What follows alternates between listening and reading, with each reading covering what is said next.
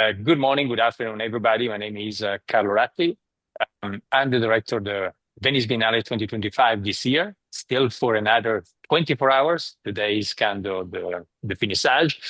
But thanks all for joining this panel, Classicism Now. So I'd like to welcome Kate Wagner, essayist and architecture critic, Justin Shubow, architecture critic, and today classicism advocate, and Eddie Heathcote, designer and FP architecture critic. I will just tell you in a couple of minutes how this started, and I'll share my screen.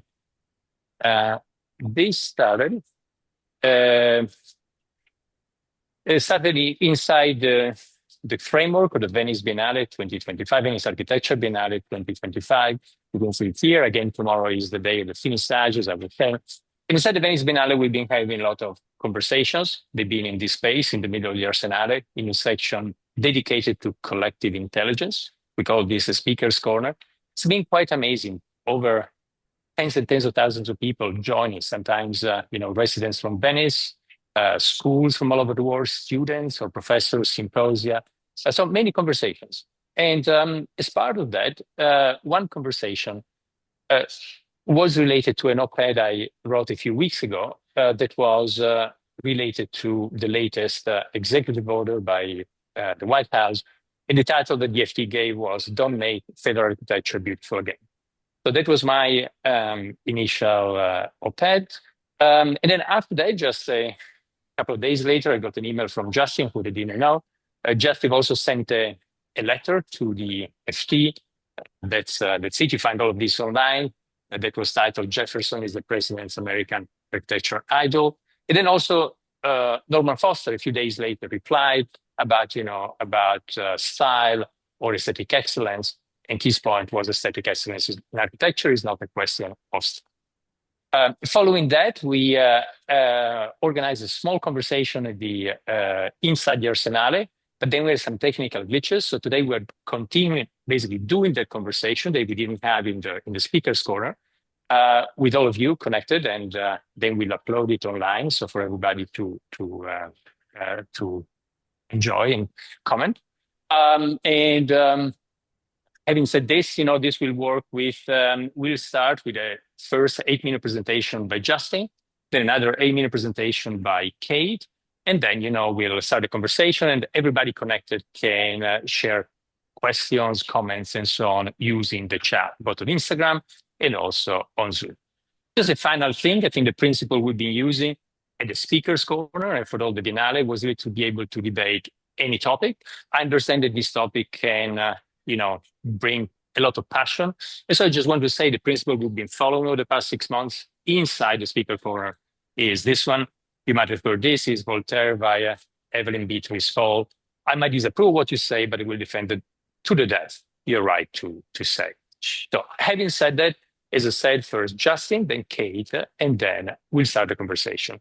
We got a maximum of 1 hour. We'll continue until there's a conversation. The conversation is going, and then in any case, at the latest, we'll stop in 1 hour, which is 6 p.m. European time. Having said this, Justin, your first presentation. Well, first, thank you, Carlo, for putting this together. And I went to the Biennale not long ago and was really impressed. And I thought it was very thought-provoking. And I'm also glad to be on the panel here with Kate Wagner. I've been a huge fan of McMansion Hell, at least since 2017. And I've also enjoyed reading Edwin's criticism over the years. So if I can share my screen. I begin my story with President Obama at the Parthenon, talking about the birthplace of democracy. He said, quote, "When you visit a site like this, not only are you getting a better understanding of Western culture, but you're also sending a signal of the continuity that exists between what happened here and what happened with our founding fathers."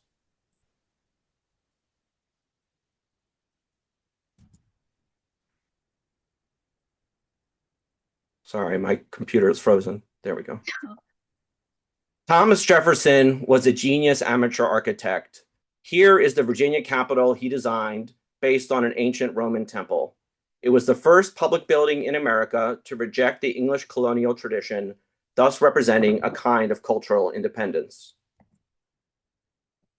George Washington and Thomas Jefferson consciously modeled the core American government buildings along classical lines, seeing classical architecture as having had the approbation of thousands of years and wishing to harken back to democratic Athens and Republican Rome.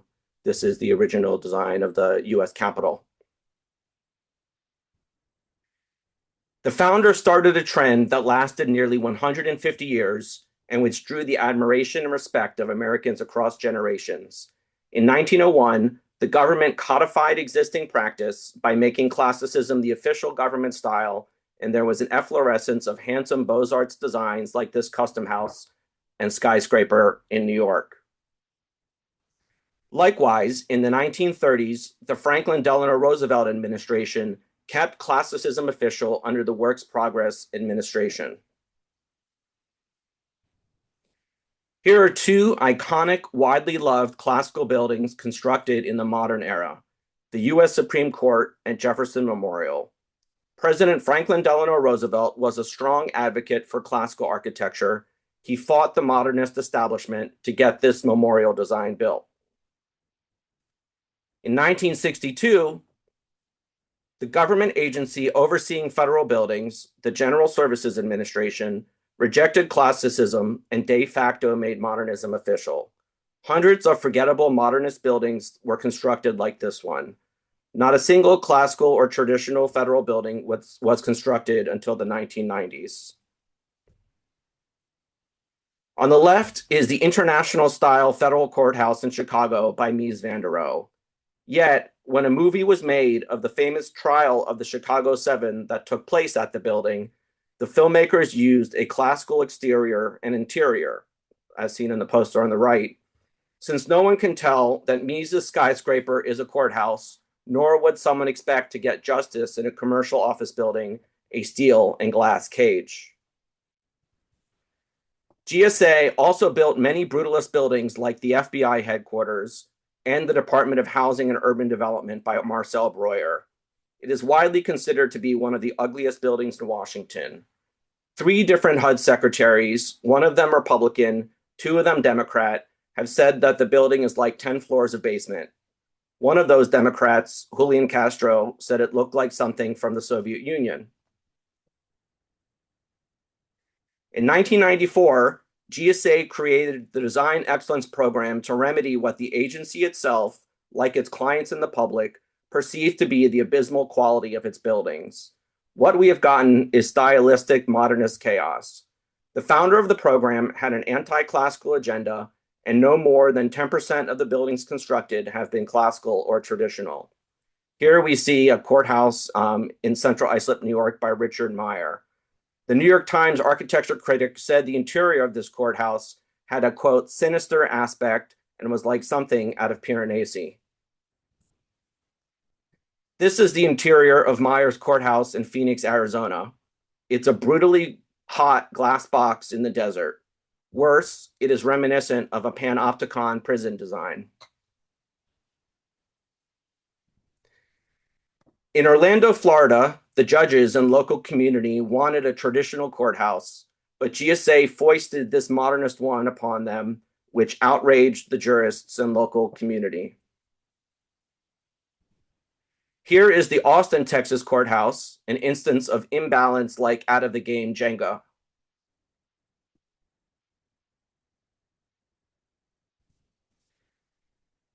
This federal courthouse in Salt Lake City is widely called the Borg Cube, a reference to the evil alien spacecraft in Star Trek.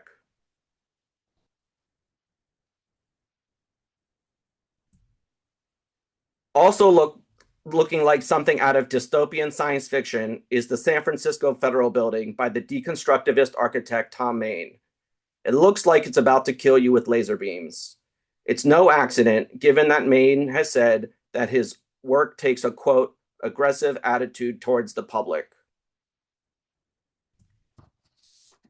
Here is a rare example of a new classical federal building. The timeless Greek Revival courthouse is widely popular with the public, the judges, and government workers.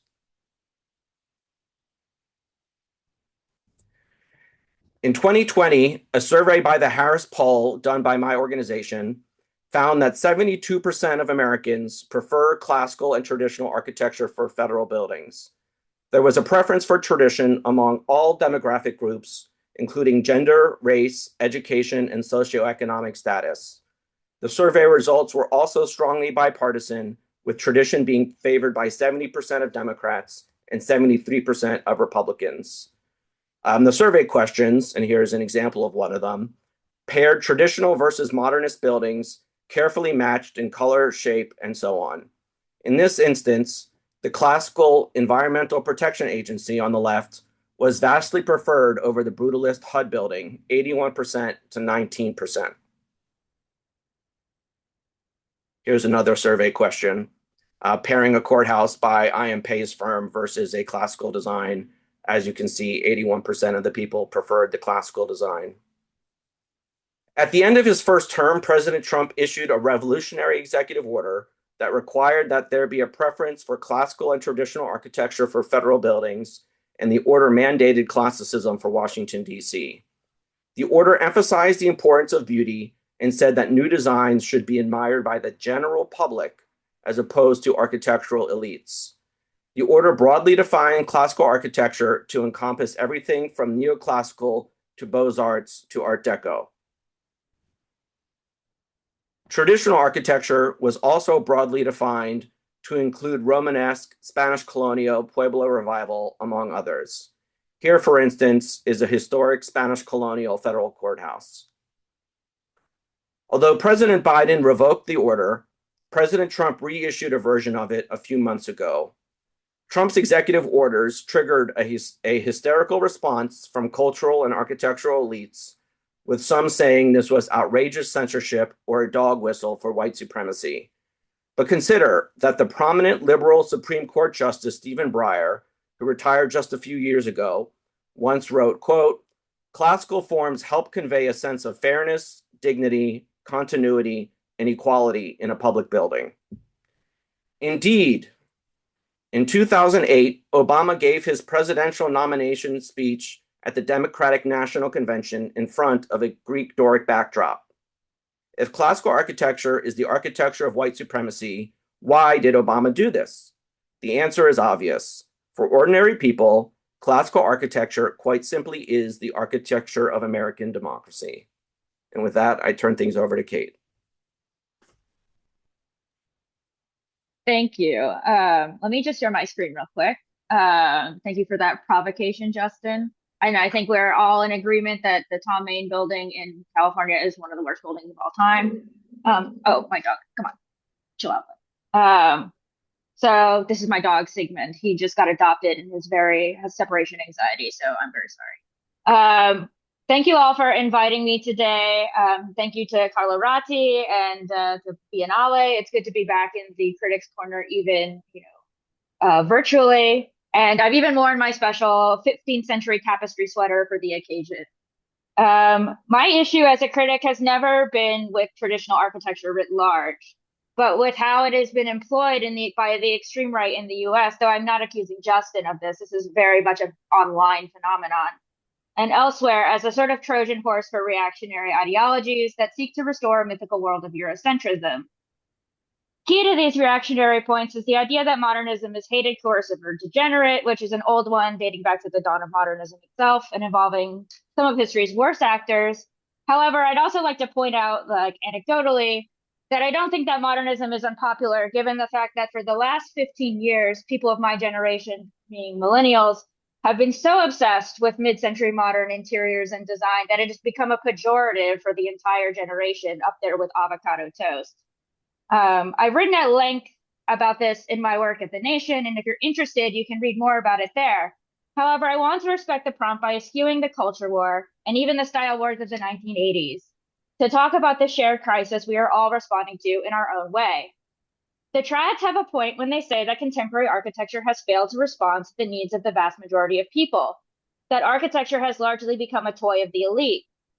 Since at least the Industrial Revolution, there has been communication between the trends and developments of high architecture and their imitation, permeation, and execution in either the public, vernacular, or political realm, as we can see by these slides. Um, um, this communication has largely stalled. Here you can see like a normal sort of mass-produced Queen Anne building. We can see at the Eichler House showing that the modernists were very interested in, suburbia and everyday life. And then, of course, the postmodernists, in their supermarkets and their malls and what have you.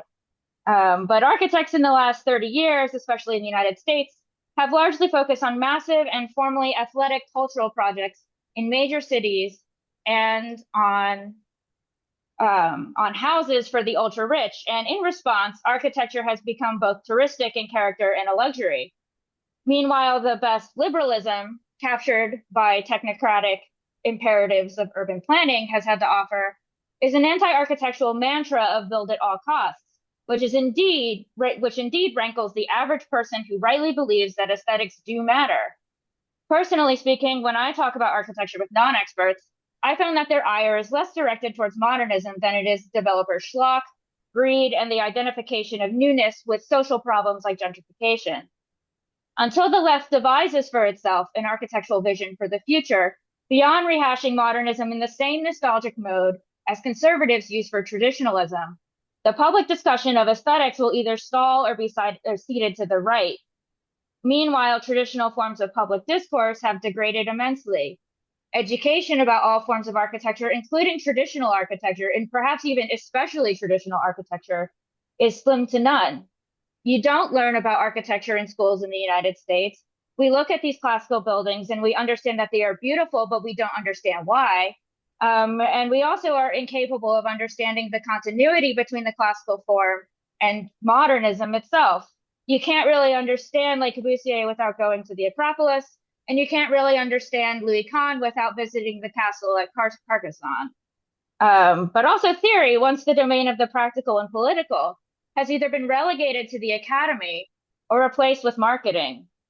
Criticism, the conduit between architecture and the public, has withered, along with the newspaper it's been published in. I've had to do like 6 panels on the crisis of criticism, so we don't want to go there. I don't think new buildings in the traditional style are the answer to these questions. However, architecture must respond to the social and material conditions in which it is built. I think we can all agree that what makes historical architecture so impactful is what Walter Benjamin called its orality, the sense that it is unique and exceptional, that it is irreplaceable. That orality is distorted in new construction because new construction requires the use of mass-produced materials. In other words, because it is a reproduction through industrialized means. This is exacerbated by the very real fact that architecture and the building trades have largely been de-skilled through the advent of new technologies from drywall to AutoCAD, and that many natural resources, such as quarries, have since been exhausted. All this explains why many new buildings in this mode have an ersatz nature to them and why it's difficult and cost prohibitive to build them at scale. However, I also have a vision for the role traditionalism should play in creating the future that we want. In fact, I think that we will soon need an army of classically trained architects and skilled tradesmen who will be able to adapt and rescue the buildings we have for a grim climatic future. Justin mentioned the WPA, which I think is actually a great model for this kind of work. My friend, the architect Kiefer Dunn, made a salient point in a recent conversation we had that, technically speaking, the most cost-efficient way to retrofit a historical building is to reclad it from the outside. Now, this would cause public uproar everywhere, including with myself, because I live in a house built in 1885, and I think recladding it from the outside would be an architectural travesty. However, to maintain the integrity of the exterior and interior means needing an army of skilled stonemasons, bricklayers, and plasterers who are able to reconcile energy and historical conservation at scale. Okay, come over here. Tita. Oh, I think adding the dignity back to labor, including the expansion of unionization into architecture itself, will produce vastly higher quality of results across all styles. I think advocating for architectural education writ large, including illiteracy in reading historical buildings, because if you ask someone in what traditional architecture, sometimes they point to something like Art Deco, which is decidedly modern, is imperative and good. Beyond this, if one wants to build new buildings in the traditional style with their newly expanded skills, I say let 1,000 flowers bloom. Thank you. Thank you, Kate. Eddie, I know you don't have a presentation, but why don't you go next? And meanwhile, people connected online on Insta Live or on here via Zoom, feel free to comment in the chat, and then we'll bring this to the conversation. But Eddie, over to you.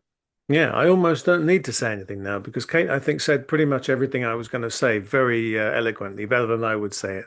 The one thing I think I would, maybe two things I would say are that think what's super important at the moment is adaptability. And I think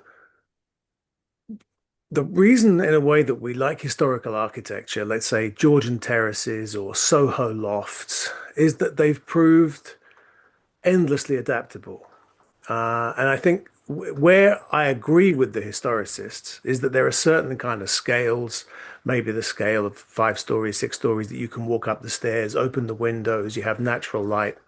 Where I think modernism tends to fail, a modern skyscraper fails. These things are not as adaptable as historic forms, and I think that sense that these buildings have managed to accommodate changing uses over the years does actually kind of reinforce this idea that historical architecture has a lot to give. On the other hand, I think the introduction or the reintroduction of the style wars for the sixth or seventh time in history is deeply problematic, and it asks the wrong questions. I think the questions we need to be asking now are to do with equity, with social housing, with accommodation, with the environment, with new materials, with some of the innovations that Carlo was talking about in his Biennale. I think that we're facing a very different set of problems now to the problems that people were facing in 1796 or 1797. The world has changed. Technology has changed. We have artificial lighting. We have ventilation. We have a collapsing climate. We have superheating atmosphere. We have carbon. We have cars. Everything has changed. Now, the way we live, or the things we like, maybe are broadly similar, but everything has changed, and everything now means something else. A classical building is not a kind of meaning-free zone. So you can do a survey in which you say 81% of people like classical architecture better than modernist architecture.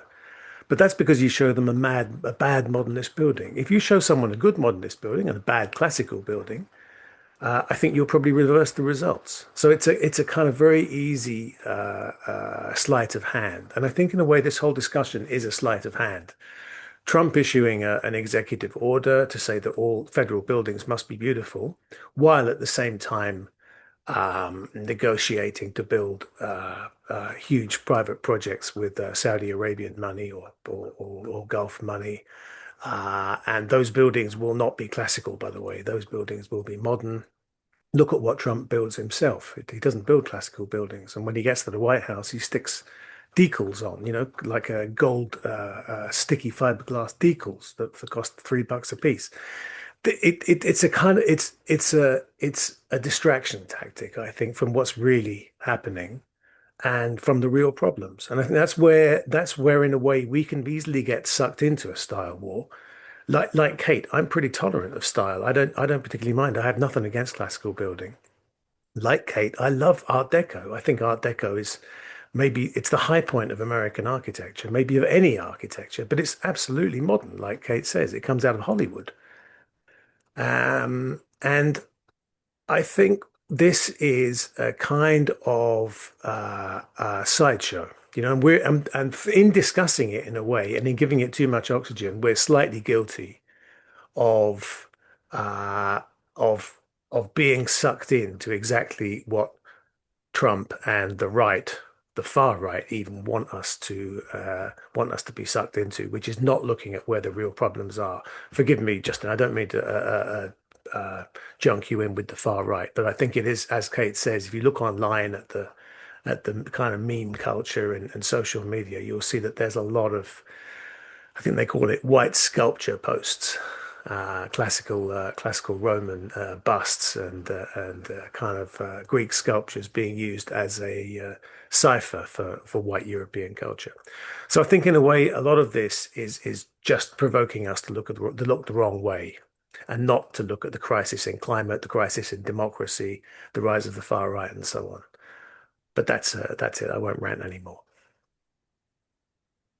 Thank you, Eddie. Well, I would say, Eddie, I was surprised, however, having written a few op-eds for the FT. If you look at the comments for this op-ed, it looks like I realize architecture is much more entrenched in cultural world than I thought, and so I think we should have this discussion because I think Yeah. the only way to avoid polarization is we are able to have a conversation. So I think there's a value in this. I think in the discussion we're having today. But I'll now it's for I'll moderate very gently. Justin, I would suggest. Would you like to go next? Sure. I mean, I think it's interesting that we're all endorsing Art Deco, and Art Deco is actually specifically mentioned in Trump's executive order as an example of classicism. I mean, it absolutely falls within the classical tradition, has proportions of classicism, the symmetry, the harmony. It's heavily ornamented and detailed.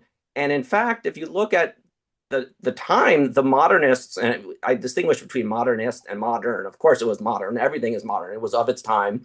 I mean, it was being built at that particular moment in history. The modernists absolutely hated Art Deco. They called it the jazz style. They thought it was bourgeois. I mean, it was completely ignored from their histories of what they called modern architecture. So maybe Art Deco, like a neo Art Deco, something that we can all get behind. And from what you see on X, you see people saying a lot of great things about Art Deco. But I would say Edwin, you talk about the importance of equity and social housing and all these other things. A fundamental question is, to what extent do ordinary people's preferences matter in what gets built? Should there be focus groups or surveys of the public before, for instance, social housing is being built? Things like the way Create Streets has tried to do it in the UK. Or can there be post-occupancy studies to see just how effective the buildings are? I mean, I think that there is a real lack of empiricism in so much architecture. And, you can look now, AI is increasingly confirming that traditional architecture has all sorts of benefits. There are eye tracking studies, looking at the neuroscience of architecture. I mean, all of this was in its infancy, but what would you say to the argument that, the public's preferences are just not being taken into account? I think the public preferences are for good housing. And I don't think it's to do with the style. I mean, it might be that people like half-timbered housing. It might be that people like Pueblo housing made out of mud. But I don't think uh, the problem is the style. I think the problem is the lack of housing. I think the problem is that, the social housing in Europe, and I think in the States as well, it has effectively been privatized. So it's been let out to the private sector to solve, and it can't. Now, once the government starts building masses of social and public housing and public amenities, then we can start worrying about style. But I think we're not there yet.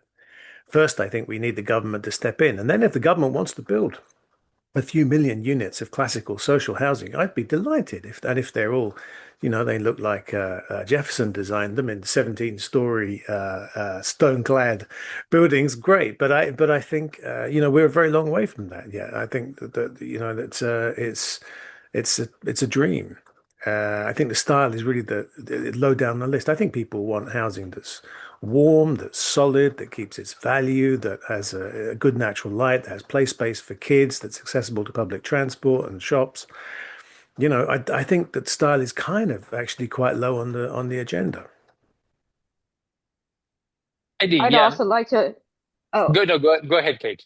I'd like to also respond by saying that, especially with the case of social housing in the United States, this is a very sort of polarized issue, not only because there's a disagreement about the role the state should play in everyday life, which is maybe beyond the scope of what we're talking about, but also because the history of social housing in the United States has been fraught because of the plague of racism. If you look at something like Pruitt-Igoe, which is the number one example that, even Charles Jenks was giving in the 1970s, is like the death of modern architecture.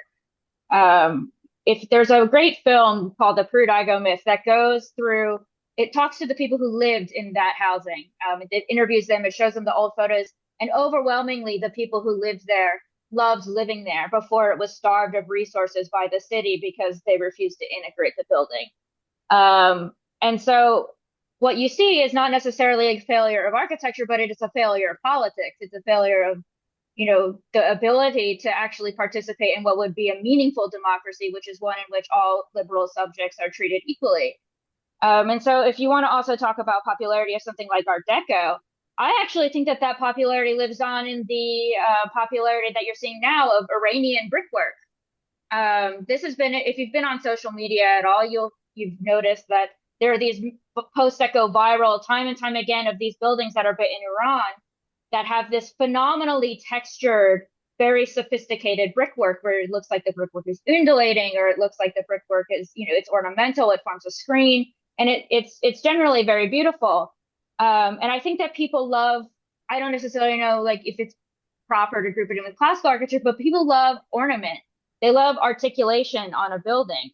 And that's also true of some of the best modernist structures. I lived in a building in DC that was built in the 60s, that had these like interesting sort of like fluted elements to it that made it much more handsome, I think, than a lot of the other sort of buildings.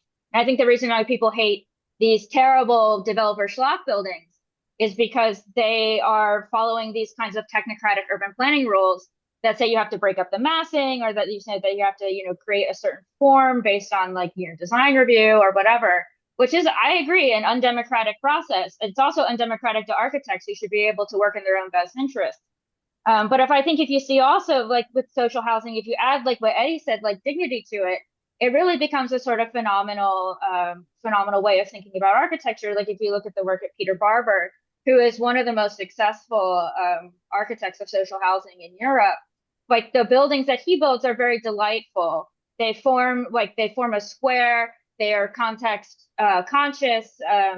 They even sometimes have, these kind of cute little almost. There's like one project that he did that are these houses with these undulating roof lines that are just very cute. They're like cottages. And so I think that the tastes in the ordinary person are more diverse than we would give them credit for. However, a major problem is that we as a culture have not equipped people with the language to talk about architecture in a way that matters. And so the debate becomes flattened between just two things, which is classicism and modernism, without the elaboration of what classicism means, but also the elaboration of what modernism means. Like, is the modernism of Mad Men, for example, which is extremely popular, you know, that also, when we say modernism, you show, like Eddie said, a brutalist building. Brutalism highly contested, but mid-century modernism highly popular. Ugly Beaux-Arts building like the Eisenhower building, which is one of the ugliest buildings of all time, compared to like the Parthenon, is again just kind of like a non-answer. But anyways, that's just responding to some of these things. Sorry, I just kind of went on too long. No, that's okay. And if I could just, sorry, Carlo, if I could just add to that, a couple of weeks ago, I was at the former U.S. Embassy in London, which is a Saarinen building from the early '60s, pretty much detested when it was built, and it's now the most expensive hotel in London, and it's it's a fantastic addition to the cityscape. It's been beautifully restored by David Chipperfield. It's survived, and it looks better than it ever did. And I think there is a kind of assumption that modernism is ugly, but modernism is incredibly diverse. So Saarinen, I think, maybe is closer to Art Deco than to brutalism in some ways. It's very complex. It's very richly detailed. There is ornament. There's a gold eagle on the top. How decorative can you get? So I think there is a kind of and look at New York, Sotheby's headquarters now is what had Breuer built as the Whitney Museum. It's proved a fantastically adaptable building. It's had the Frick in it. It's had the Met in it. It now has an auction house in it, and each of those it manages to accommodate perfectly well. So I think there's an assumption that brutalism and modernism is A, the same thing, and B, always unpopular. It's absolutely not the case. Thank you, Eddie. I'm seeing quite a few questions and comments on online. Maybe we can start with one about defining the perimeter. Somebody says, Justin Scott Feldman actually says, seems to me that Justin is talking about federal governmental architecture, which has an important symbolic value. Social housing and high rises don't have the same association and meaning. Can anyone address this? I don't know, Justin, if you like to, or Well, if I you mean, want to look at the perimeter. I made my case about the sorts of symbolic buildings that I would like to see. And, I would, ask Kate or Edwin, who ultimately decides, or how do we decide what a new federal courthouse looks like? I mean, to put it mildly, what Trump did caused a great deal of, created a lot of heat. And why is that? We're not even talking about that many buildings, right? Right now, there are 3 federal courthouses in the works. There's probably not going to be a new building built in Washington for 10, 15, who knows how many years. But it's about how value laden these buildings are. And, the public does not like the San Francisco Federal Building, and the public does not like the Salt Lake City Federal Building. So we're talking about different things here about residential architecture versus highly symbolic buildings that are places where you think that there's capital A architecture makes the most sense. Well, I mentioned the former US Embassy, from the 60s, which is now this hotel. And that was very much that kind of modernism from 62, I think it was, or 63, which is exactly when that court order, kind of the last executive order mandating modernism that you pointed out comes from. And that was very much a product of US Cold War era politics when modernism was used as a symbol of why America is sophisticated and contemporary and modern, and why the rest of the world should look to America for guidance. Um, I guess in a way now you would say, well, if America's building classical architecture, what does that say about the guidance America is giving? Where does that classical architecture come from? Who built that classical architecture? Is Rome and Greece really the best example that we have? I mean, these were buildings probably built by slaves, I'd imagine. Much as the kind of maybe the plantation houses, maybe the White House, maybe these buildings may well have been built by slaves as well. We're in a different time now, but enslaved people are not building houses. The conditions on site have improved. We don't have the same kind of underpaid or free labor that we did in those days. So we have to think in a way about what the ethical implications of this is. Um, I do agree, Justin, that American federal architecture has been shocking. So it's impossible to defend those buildings you showed. They really are dreadful, and I think, maybe even most of us would agree we'd prefer an Art Deco building to any of those, and I mean really any of those. So forgive me, I'm not trying to defend the failures of modernism, and they are many.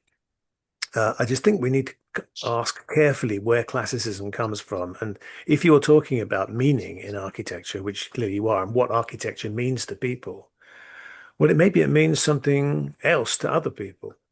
So, it's in a way, this is part of this anti-elite critique. We're the critics talking, and we are the elite, and we're talking about the meaning of architecture and so on. But really, what does classical meaning mean to people? What classical architecture mean to people? Are people in favor of what Trump's doing at the White House, for instance? I'm not sure. That building a kind of winter palace on the side of the White House is the most, tasteful way to approach classical architecture and conservation. So I think, we kind of need a deeper conversation about what this is that we're trying that this executive order is promoting. I'd also like to add just briefly that the kind of top-down mandate of any kind of style is sort of inherently undemocratic.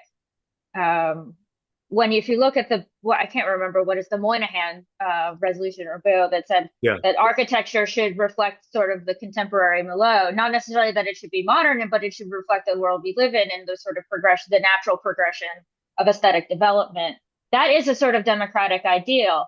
It gave a lot of freedom to architects to express, what they thought the contemporary was. And sometimes they express it extremely badly. But at the same time, the idea was that architecture has to keep moving forward and develop in the way that it historically develops. And I think that part of the problem that we're having is that development seems to be somewhat stalled. There hasn't, for example, we keep having the style wars about federal buildings because, they are a model of the symbolic order.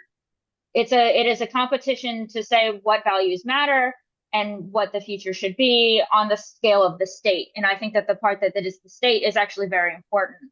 However, I also think that our contemporary architecture right now has a sort of lack of any kind of movement, right?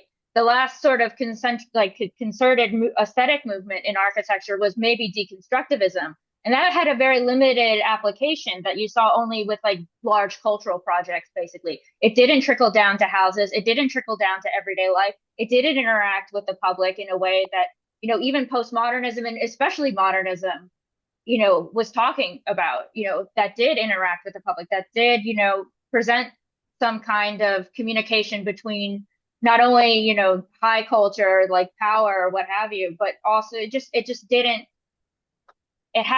contemporary architecture hasn't permeated the discourse in the way that architecture had in the past. And so we have these style wars about modernism, which is also a historical style at this point. We are never going back to mid-century modernism. We're never going back to brutalism. This is as much of a fantasy as anything else. But we have yet to contribute an answer to the problems that modernism and postmodernism were trying to explore.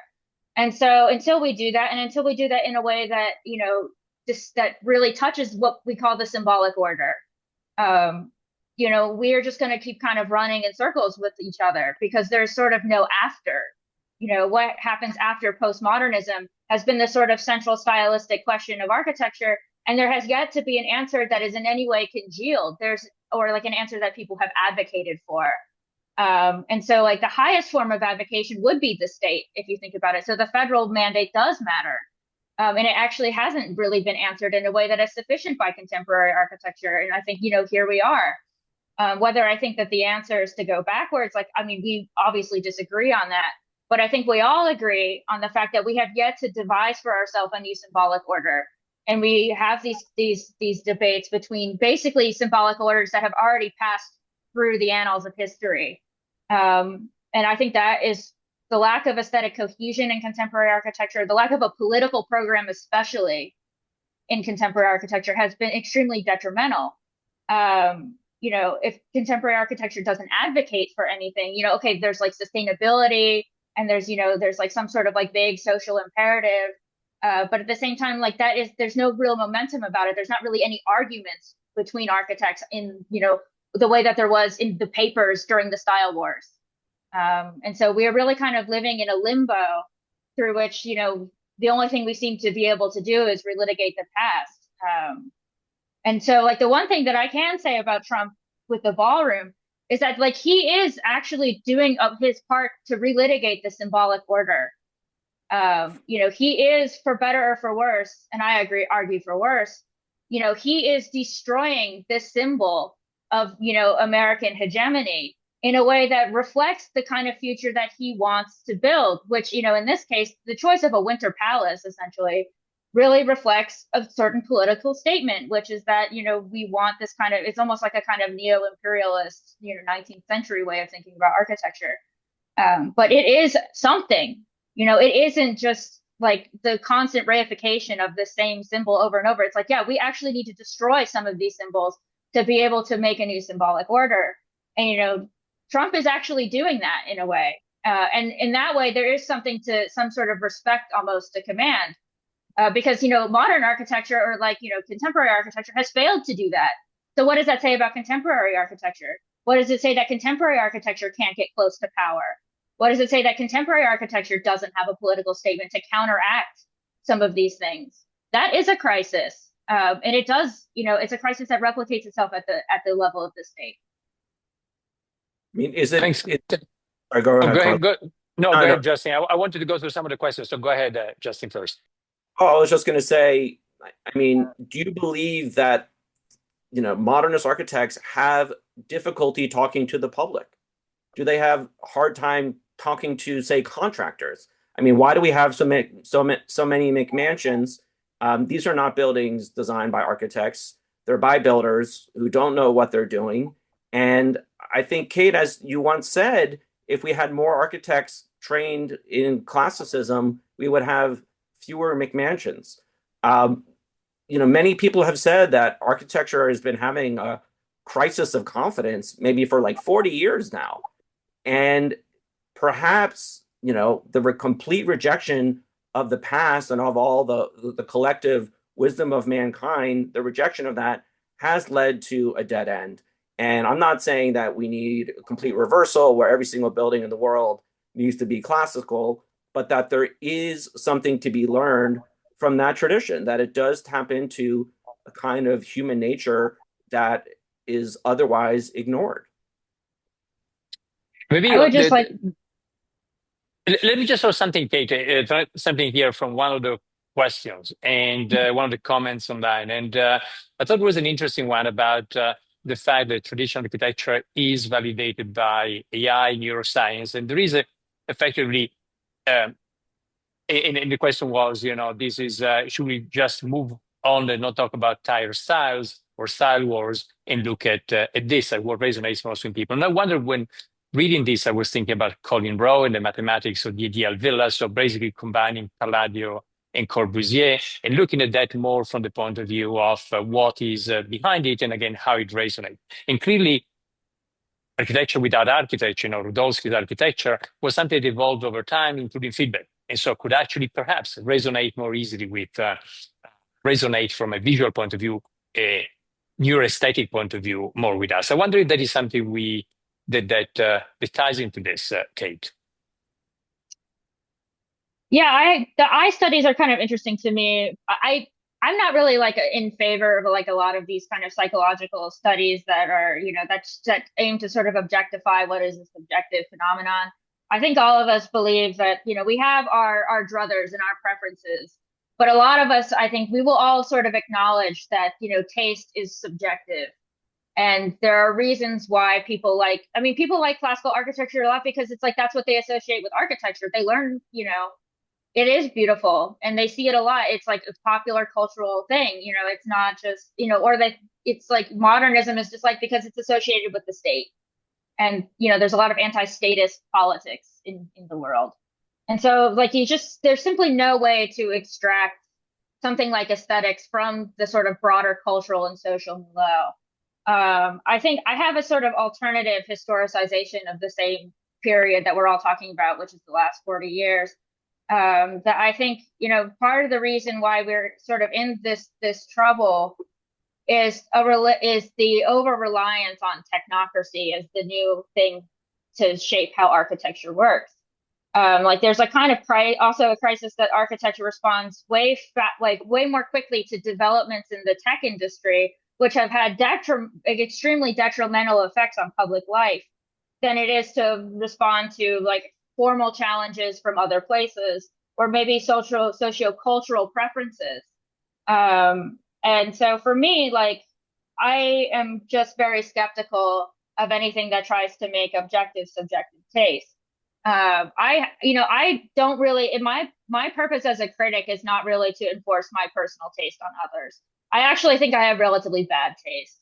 Um, like the things that I like personally, like I have a huge fondness, for example, for terrible postmodern corporate buildings, which like are all terrible. And I know objectively, like through, the annals of architectural history and form, that they're not great. However, like I have a personal resonance with them because my mother used to work at a bank.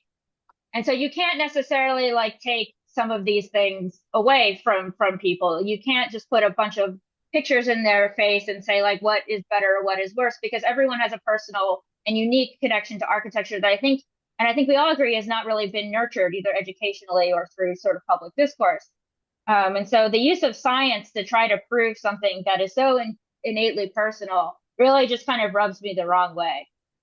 I'd very much agree if I can with Kate there. I think I live in a part of London which is mostly Georgian terraces, and I think probably the most admired kind of London housing is Georgian terraces, which are flat fronted, plain dirty brick, very few details, really very boring. Actually, a Georgian square is extraordinarily boring architecture.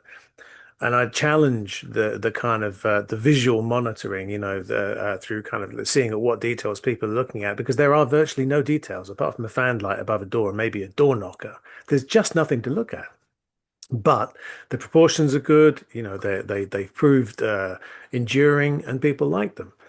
It's very different to the Capitol, for instance, or the Colosseum. It's a completely different world. Even though the architects were looking at the same columns and the same buildings and maybe the same proportions, it's a very different world of architecture. But the other thing I just want to touch on is the Palais der Republik in Berlin, which was this incredible, I mean, I guess it would be called brutalist, 1960s, 70s complex in Berlin, which was critical to East Berlin's self-image. It was where people had their wedding receptions, their graduations. They could hold parties there. They could have untapped phone conversations there. So young people used to hang around calling their relatives in the West. And this super popular building, which defined the civic sphere of East Berlin, was demolished to make way for a replica of the classical palace that was there before, that was demolished after the war. And it completely obliterated a couple of generations' memory. And I think it severely contributed to a disaffection with the state in East Berlin and Eastern Germany, effectively, disenfranchising a whole section of the population through architecture. They had nothing to do with the palace, with the royal palace that's now an art gallery. This was not part of their lives. It's a confection. And I think in a way it's a useful parable here that, it's not only classical buildings that can contain memories and meaning, all architecture can. Even if that was kind of a relatively ugly building, it still embodied a lot of feeling and emotion and memory and a sense of place, a genius loci. So, whereas in a way that I think the new classical building, which tries so hard to be beautiful, doesn't embody anything. It's just a kind of simulacrum. It looks like a rendering. And actually, that court, I think it was a courthouse you showed, Justin. I was looking at it, and to me, that looked like a rendering. That was a building that looked like a rendering of a very nice neoclassical building, but it didn't look like a real building.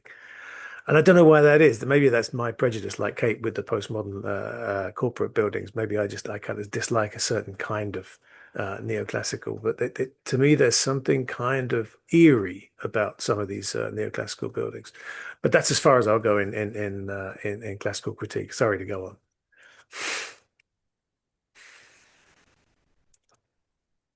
I mean, Kate and Edwin or Carlo, I mean, do you feel like something has gone wrong in architectural education?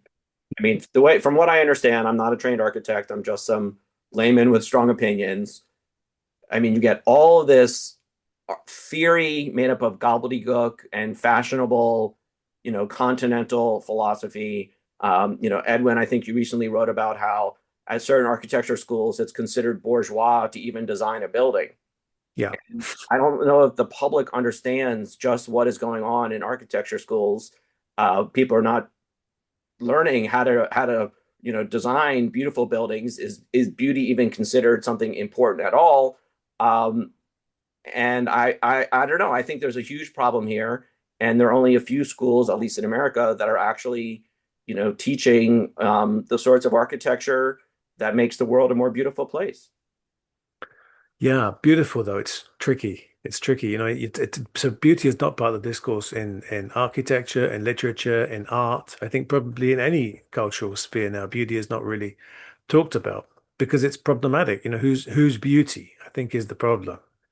So it's not just architecture, it's contemporary culture. Now, you may say I actually think it's probably quite a good thing we don't dwell too much on beauty in the same way that if you talk too much about beautiful people, then ugly people begin to get offended. I think, it's very problematic as an idea. But I'm open to be persuaded. I I personally, I mean, I am like Justin. I came to architecture criticism from the outside. So I don't have necessarily the same window on what happens in architecture schools, but I do a lot of crits at architecture schools. And I see a lot of, the thing that has really troubled me about architectural education, but specifically in the United States, is the sort of end of things like, or the diminishment of things like drawing and model making in exchange. They're becoming trade schools for how to use architectural software. Because architectural practice in the United States is a largely piecemeal process. we have this idea of the architect as like this kind of sole figure, this sole artistic genius who maybe has like an army of draftspeople working for him. That is not the reality of architectural production today. Architectural production today is either vertically integrated, where you have, contractors who do the plumbing, you have contractors who do the acoustics, which is what I study. You have contractors who do, all kinds of different things. That the idea of the centralized architecture office is really a mid-century or like earlier myth. The fact is that all of these things are integrated in software like Reddit and what have you, or Revit and what have you. And there becomes the building itself becomes increasingly abstracted. It becomes like architecture really is itself is about the abstraction of the plan, the section, whatever from a building. Because before, quote unquote architecture, like, it wasn't that the Greeks and the Romans and especially in the medieval period, everything was built by stonemasons and they were using a localized knowledge of construction. Architecture, the creation of the plan, the severance of the plan from the building site is by its nature an abstraction. But the problem is that through all of these technological changes, architecture has become so abstracted from the building site that it's really affected things like materiality, for example, the kind of thingness of architecture.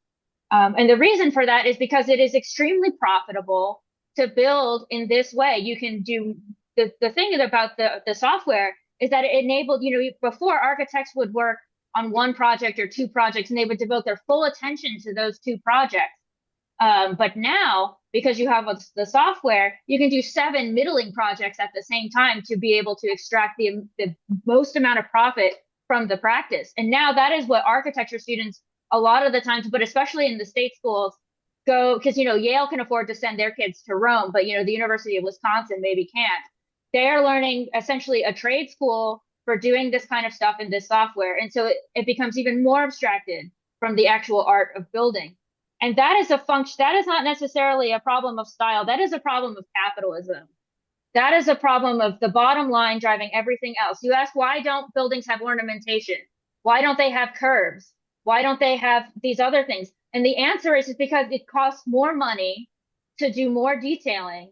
And you also, with every detail that you have, like say you want to do a curved facade or even a curved corner window, that opens up the possibility for water damage. It opens up the possibility, then you have to do the sort of delegated design to the contractor to execute that correctly.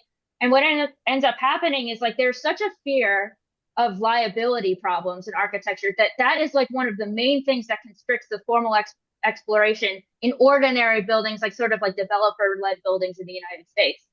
And so that is a crisis of education, but it's a crisis of education that was forced not by like through some kind of stylistic consensus, but by the fact that the only way to be profitable as an architecture firm is to like follow the bottom line. And that is something that can't just be fixed through education. That is a systemic problem that can only be fixed through systemic means.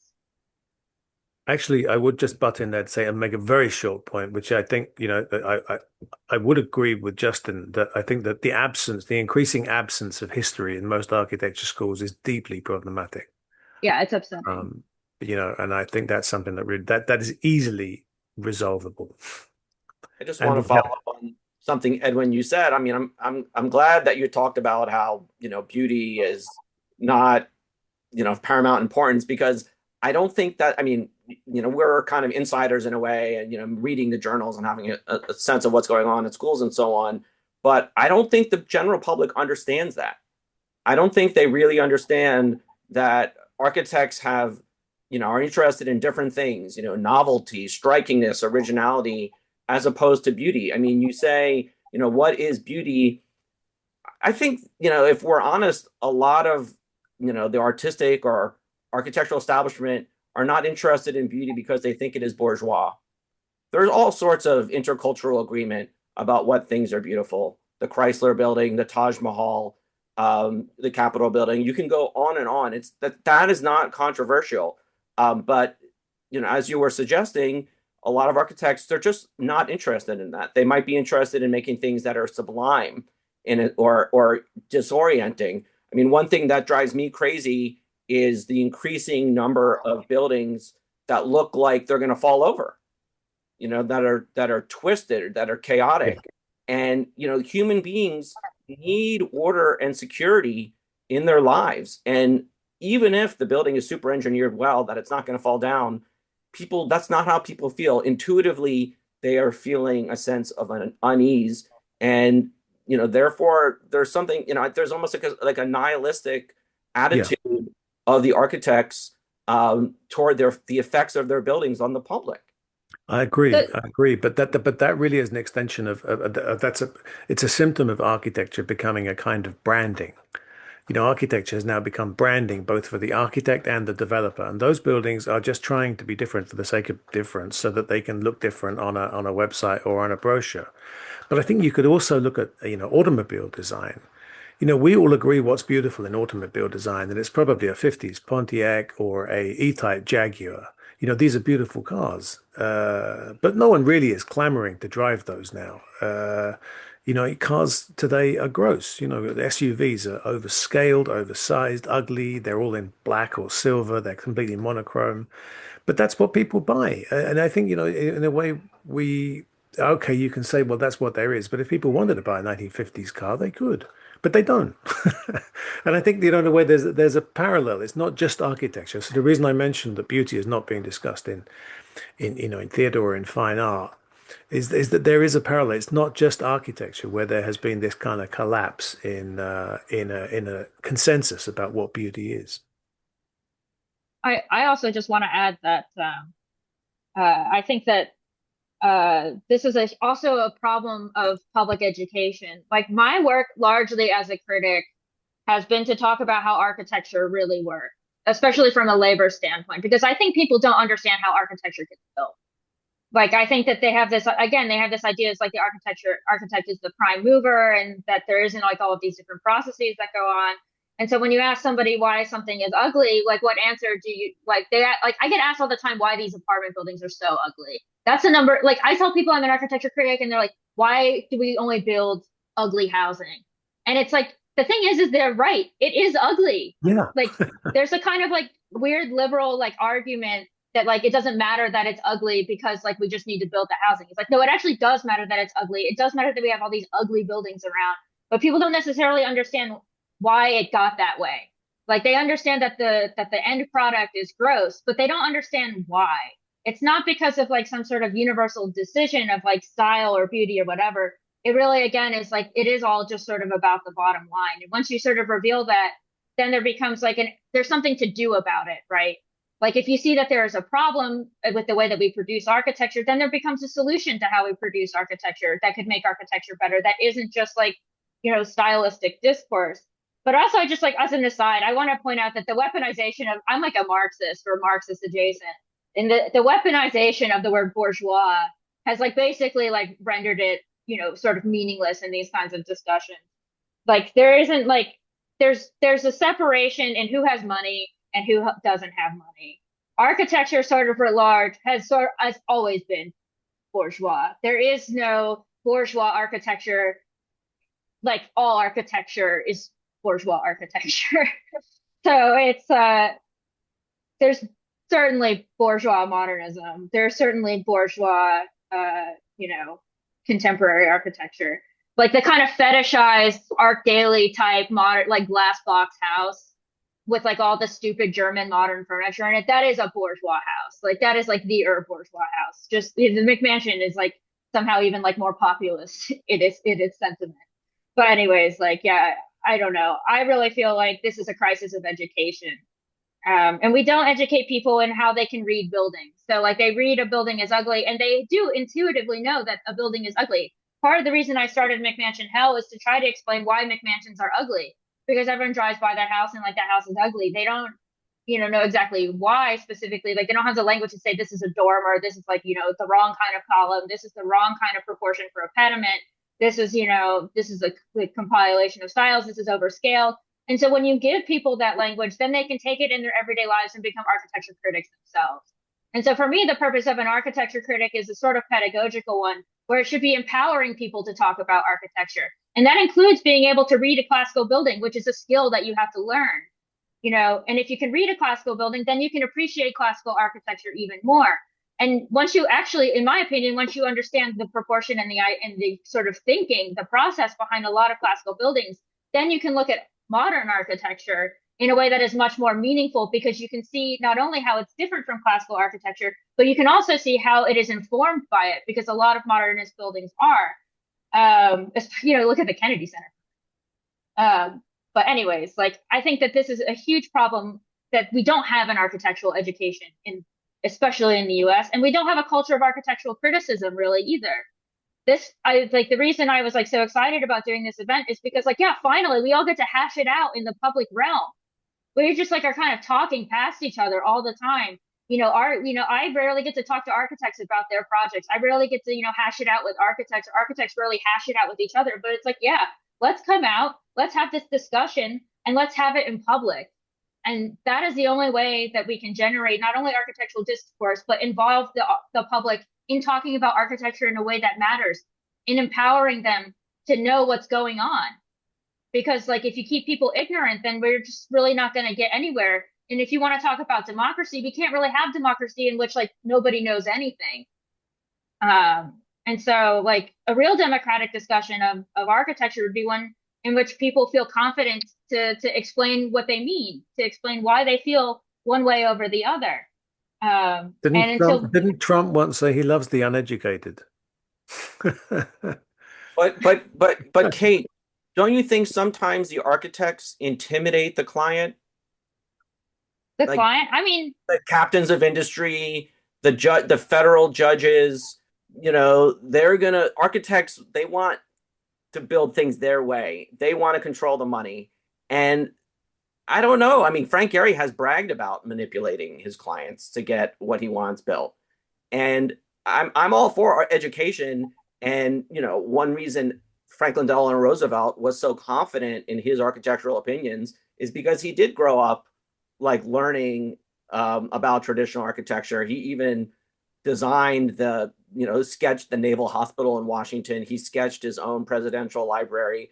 And so then when people were opposing the Jefferson Memorial, the head of Harvard's graduate school, Harvard's architecture department, pilloried it, FDR was willing to stand up. He did have the cultural backbone and say to the architects, no, you're wrong. You're wrong. I'm not going to do what you are telling me to do. I actually would like to respond briefly to that by saying that one of the worst institutions of contemporary architecture actually comes from something called design review. And so, like, if you look at like a developer building, you have like a bunch of the architect is constrained in what they can do, because like there are these urban planning rules that say that a building has to look like this. And these are not really democratic rules. They really inhibit like architectural form making. They're made like in an argument that like people don't like buildings that are all one, like under the scale of a city block, even though a lot of great buildings, including classical buildings, are the scale of a city block. And what it results in is this kind of like suburbanized architecture. So like sometimes it's the architect that's bullied, but also the client can always fire an architect. Like it's like a little bit hard with the lawsuits, but it is also, but also like, one of the things I think we're not acknowledging is that architecture in part develops because some buildings are bad. That's not to say that like we should just like build bad buildings, but we don't learn anything unless like a building is bad. It doesn't say anything about a movement unless we have a couple of goose eggs. Like if you look at the Tom Main building in San Francisco, that is like one of the biggest failures of architecture in the 21st century. That is one of the ugliest buildings of all time. And its ugliness actually says so much about what's wrong with contemporary architecture. We as critics need those buildings to use as examples of what not to do. That doesn't mean that like we should, try our best to build ugly buildings, but they do serve a purpose in the discourse. Do architects bully their clients? Most of the architects I talk to say that the clients bully them. And there is like always a sort of fraught relationship between client and architect. But it's also like if you look at graphic design, for example, there's nothing worse than something that the graphic designer presents the client with a project, and the client just can't stop. Like, why can't we change that font? why can't we change that, that image? Why can't we make it bigger? To such an extent that the graphic designer is not really doing their job. You have to kind of be able to push back against like what a client wants to be able to execute like the sort of vision. But like the client also has a right to say like that stove you picked out or that fireplace is ugly. And there has to be a kind of dialogue. I don't think anyone is like arguing that, that the architect should be some kind of totalitarian force. But anyways, I'm also I'm not an architect, so I can't really speak so much to the client architect relationship. Thanks, Kate. We should start wrapping up. But Eddie, do you want to say something quick? I just wanted to say, I don't think, sorry, Justin, I don't think Kate used the word bully. You used the word manipulate, wasn't it? That architects might manipulate their clients. I think it's actually more of a process of seduction. And That's so true. You were saying, in your conversation just a moment ago about what architecture schools teach, if anything. And I think one of the things they do teach is this kind of confidence in your own vision. They as Kate said earlier, they do encourage this awful kind of star culture, the lone genius, which we all know is dated and ridiculous. But the other side of that is they teach architects to have a certain kind of confidence in their vision. And once that's explained to a client, I think that all of that depth of learning and the work, the genuine work and knowledge that architects put into buildings, then can often sway a client. Now, sometimes the architect is wrong. Yeah, so that's why we have us. That's why we have us. But I think it is it's a seduction process. Once buildings are explained to people, to clients who may not have necessarily that great knowledge of architecture, they can be swayed. All right. Justin, just a quick word, and then I'll just wrap up. I think we're at the end of our slot. Okay. Just one thing, Kate, you really don't like Tom Maine's federal building in San Francisco, but I think we should point out that Tom Maine won the Pritzker Prize, the highest prize in architecture, the so-called Nobel of Architecture. And it represents what's been called the design disconnect, the difference between how architects perceive and judge buildings and how do lay people. I mean, there was one study that found that not only do architects perceive and judge buildings differently, but they can't even predict how ordinary people will judge their buildings. And I think that's, one reason why we're getting, support for things like Trump's executive order, because he is advocating for a kind of architecture that people tend to like, whether or not they're even educated in architecture, and they know what they don't like, and they don't want their taxpayer dollars funding things like the San Francisco Federal Building. Thanks, Justin. The Pritzker Prize is in the same way as the Oscars, isn't it? It's voted for by peers, and the Oscars get it wrong every single time. But no one criticizes the Oscars really. It's silly, and the same with the Pritzker Prize. It's silly. Simple as that. Like zero. Yeah, I hate the Pritzker Prize. We don't have to do that.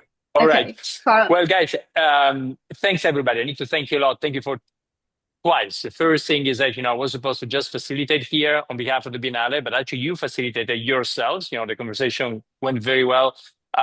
Only thing is that we touch upon most of the points. There are a couple of questions probably we didn't touch upon, so I apologize to the people who put them there. But the second thing that for me is the most important one is that, again, I realized after that article in DFT, I mentioned at the beginning, how entrenched architecture is also in culture war. And I think the best way to solve that and to get out of echo chamber is have a conversation. And I think this is an example of we could have a conversation. There's actually some point we all agree upon, some point we disagree. But I think that's the beginning in order to jump out of the polarization we're seeing today everywhere. So thank you, everybody. Thank you on behalf of the Biennale. They're still open for the next 24 hours if you want to join for the finissage. And then I'm sure the conversation will continue. Again, it will be online and people will comment and maybe it will be part two. Thanks all. Ciao, thank you. Bye-bye. Thank you. Bye-bye.